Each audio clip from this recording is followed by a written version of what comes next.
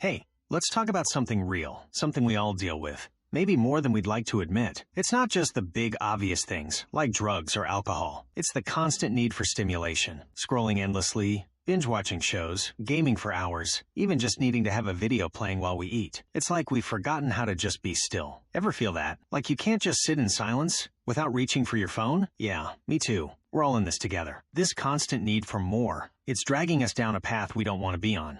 It's changing us, turning us into people we don't even recognize. Maybe it's hours spent gaming, isolating ourselves from the real world. Maybe it's the constant need for a quick hit of dopamine from social media, leaving us feeling empty and disconnected. We know that feeling of wanting to change, of wanting to break free from these habits. We've all tried, right? Tomorrow, I'll stop. Tomorrow will be different. But tomorrow turns into the same old thing, the same cycle. It's a constant battle.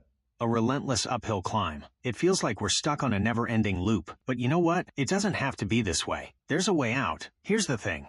Our brains are wired for rewards, for pleasure. When we do something we enjoy, our brain releases this chemical called dopamine. It's like a little burst of joy, a feeling of satisfaction. But here's the tricky part. What goes up must come down. And when it comes down, it hits hard. You know that feeling of just wanting to stay in bed all day? No energy, no motivation. Just a sense of emptiness? That's your brain craving that next hit, trying to get back to that dopamine high. It's a vicious cycle, a roller coaster of highs and lows. The faster the rise, the harder and deeper the fall. And those quick hits, those instant gratifications, like video games, social media, or certain websites, they spike your dopamine levels like crazy. But they also lead to the biggest, most painful crashes. It's like borrowing happiness from tomorrow and having to pay it back with interest. So how do we break this cycle? How do we finally take back control? First, we gotta be brutally honest with ourselves. Admit it. Yeah, I'm stuck. I'm addicted. Stop making excuses like, I just play to relax, or it's just a way to unwind. No, you play for 8 hours straight.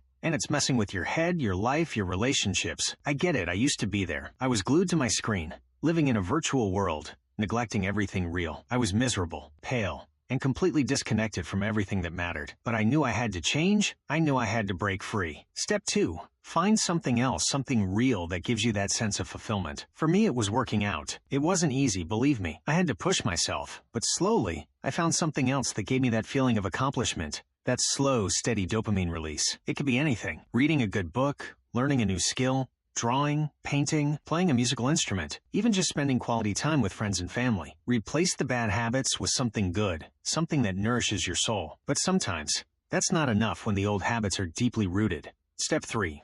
Find your obsession, something that pulls you in so deep that you don't even have time to think about the old habits. Something that ignites your passion and fills your mind with purpose. For me, it was this YouTube channel. I became obsessed with creating, with connecting with people, with sharing my experiences and helping others. Find your passion, something that makes you lose track of time, something that makes you excited to wake up in the morning. And when those old urges creep in, and they will, don't fight them head on. Instead, redirect your thoughts. Think of something that makes you genuinely happy, something that brings you peace, a cherished memory, a beautiful scene, a feeling of love and connection, anything that brings you back to the present moment. Step 4. Take care of your mind, your mental health. We often turn to these habits to escape feeling bad, to numb the pain. But what if we didn't feel bad in the first place? What if we built a strong foundation of mental well-being? Meditation, gratitude, kindness, exercise, spending time in nature. These aren't just buzzwords. They're powerful tools that can transform your life. They build a stronger, happier you, a you that doesn't need to escape.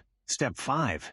Change your identity, your self-image. I know, it sounds a little out there, but think about it. If you see yourself as someone who's addicted, you'll stay addicted. I realized I couldn't be the person I wanted to be, the person I admired, if I kept falling into those old patterns. I had to change who I was, inside and out. I had to adopt a new identity, a new way of seeing myself. Who do you want to be? Start acting like that person now. Start embodying those qualities, those values, those habits. Step 6. You're gonna slip up. You're gonna relapse. We all do. It's part of the journey. Don't beat yourself up. Don't fall into a spiral of self-criticism. It's not starting over completely. It's a stumble, a temporary setback. Forgive yourself, learn from it, and keep moving forward. You made progress. Acknowledge it. Celebrate it. One slip doesn't erase all of your wins, all of your hard work. If you went a week sober and slipped, acknowledge that week of sobriety and push for 2 weeks next time. It's not a straight line. It's a winding road, with ups and downs, twists and turns. Look, I know this isn't easy. I know it takes courage, determination,